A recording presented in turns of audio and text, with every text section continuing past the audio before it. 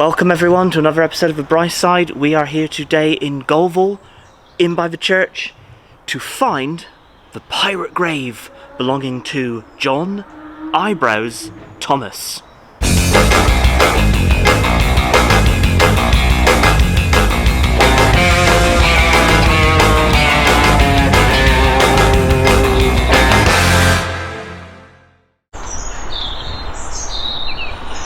So here's the church building itself. It's pretty old actually. The church dates to the 12th century. And just looking at some information here, the tower was added on in 1440. And apparently it contains 8 bells. How about that? With the exception of the tower, the actual church itself, 12th century. It's pretty impressive. It's probably had a new roof or two in that time. Just to the left of the front door there is this strange sculpture. Kinda looks like a head. See like a nose, maybe 2 eyes. I'm not sure. It's kind of just there on display, so whether it was somewhere else originally in the building, I don't know. There's another bit here, like a standing stone. And a big, like, window arch thing, which has just been placed there. I don't know, maybe it's come down from somewhere. Maybe when they've done work over the years. Difficult to tell. It's a bit of a frosty morning, about 38 degrees when I left home, so I've had to put my hoodie back on. Okay, let's see if we can find him.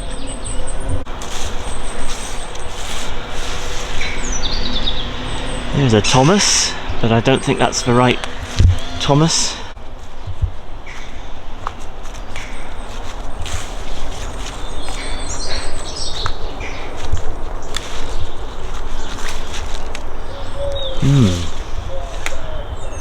Like the sunbeams just streaming through the trees there.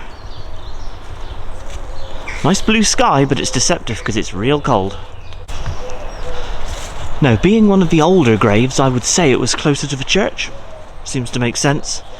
And I have seen photographs of the tombstone itself, and it's a flat-lying tombstone, so it's not an upright one like that there.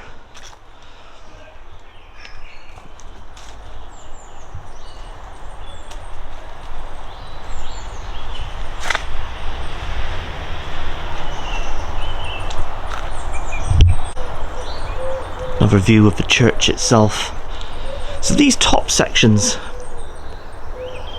that's like the arch that's in a deconstructed format on the other side. I mean, the church would have been rebuilt over time, so I'm sure it's come from something like that.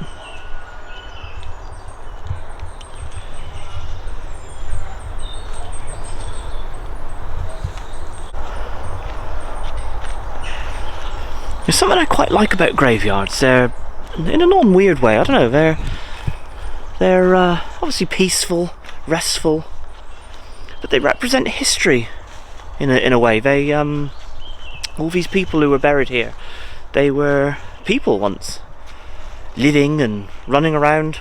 I don't know. Like I said, it kind of represents history, particularly these old ones.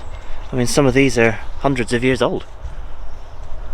So this is a flat-lying tomb, but that's not the one we're after.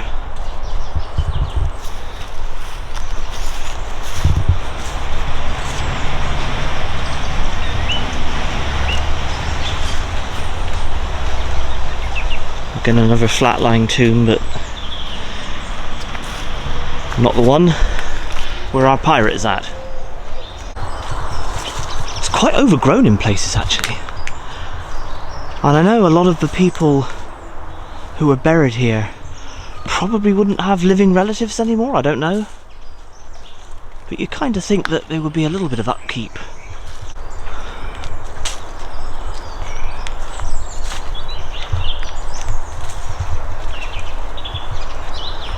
Looks like a family plot here.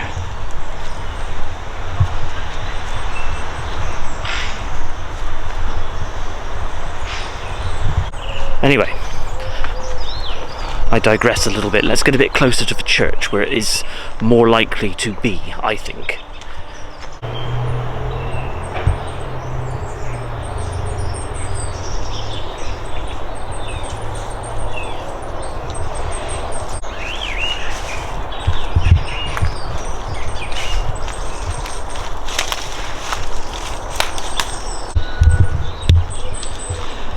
And I do believe we have found John Eyebrows Thomas. There he is. There he is. And it was closer to the church, as I thought. So legend has this guy as some sort of nasty, cutthroat pirate and smuggler who was so bad that when he died back in 1753, the town of Marazion didn't want to bury him. So his family allegedly paid Gulval to bury him. So the story goes. But it's never quite as simple as that, because apparently in John Thomas's will, he requested to be buried in Gulval, which was the village of his birth. In fact, he was christened right there in the church. So there is actually no real proof that he was a pirate. The only thing that would suggest he was is the skull and crossbones carved into his tombstone. Now the interesting thing is, was he even known as Eyebrows during his lifetime? Or was it a made-up thing? There is no record that he ever broke any laws. He didn't have a criminal record, nothing like that. So was this guy a pirate? Was he not? Was he perhaps a privateer? So was he sanctioned by the government to patrol the coast up and down, warding off and maybe capturing enemy ships of the time? So the myth about this guy is very different to the reality. Or is it? Was he just such a good pirate and a smuggler that actually he just never got caught? That is the other possibility, of course. An interesting character. John Thomas was born in 1692 and again was baptised in this church. He got married to a Martha Bant in 1738, and he was quite a wealthy man when he died in Marazion in 1753. So if my maths is correct, he would have been about 61 when he died. Not a bad age for that period of history. So the inscription around the edging says, "Study to imitate, you won't excel. If you would live beloved and die so well." Interesting.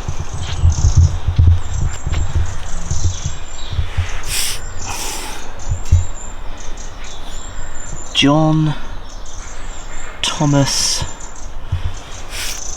of Marazion, but again he must have lived in Marazion because he was born in Gulval,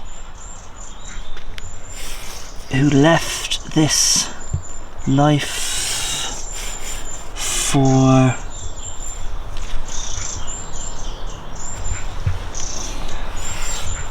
difficult to make out. It's a little bit worn with time.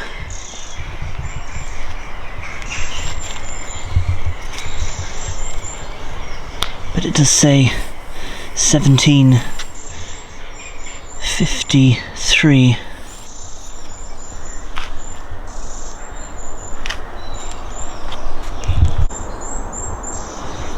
Very cool. So there he rests. We found him. Mission complete. I do hope you enjoyed that episode of theBriceSide. Do give it a big thumbs up, do subscribe to theBriceSide, it really does help the channel grow. Hit the notification bell and you'll never miss it on any video that we put up. We are on social media, we're on Twitter, Facebook and Instagram at theBriceSide, so check us out there. So from us to you, cheers and gone. See you later, eyebrows. So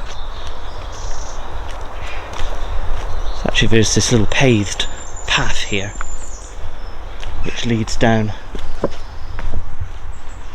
around to the front of the church, just for a bit of wayfinding if you want to come and find him yourself. That's the front of the church.